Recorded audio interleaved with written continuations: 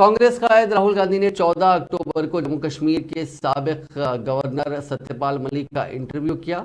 28 minute की इस बातचीत में राहुल गांधी ने सत्यपाल मलिक से मणिपुर में तशद्दुद, पुलवामा हमला, किसान तहरीक और जात की बुनियाद पर सेंसस समेत कई मुद्दों पर बातचीत की। मलिक ने राहुल गांधी से कहा कि इंतखाबात में सिर्फ 6 महीने रह गए हैं, मैं लिखकर दे रहा हूं कि अब मोदी सरकार नहीं आएगी।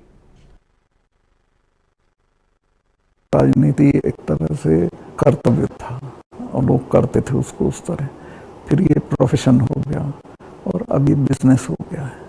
आप जम्मू कश्मीर में जब थे जी, मतलब बड़ा कॉम्प्लिकेटेड टाइम था, बहुत कॉम्प्लिकेटेड। उसके बारे में आपकी क्या राय है? क्या मेरी ये राय है कि जम्मू कश्मीर को आप जबरदस्ती या फौज से ठीक नहीं रख सकते हैं।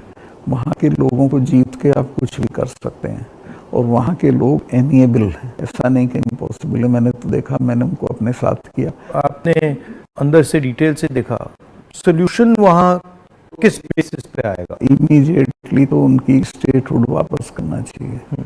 उनको इतना 317 इंच बा जितनी स्टेटहुड लेकर यूनियन टेरिटरी बनाना चाहिए। और यूनियन टेरिटरी इन्होंने किस लिए बनाया, जो मुझे लगता है, मुझे नहीं बताई वो बात, इनको ये अंदाजा था कि पुलिस रिवोल्ट कर जाएगी, जबकि ऐसा नहीं था। पुलिस इतनी फेथफुली रही भारत सरकार के साथ कि ईद का महीना था, एक सिपाही ने छुट्टी भी नहीं मांगी, वहीं लाइन में रहे।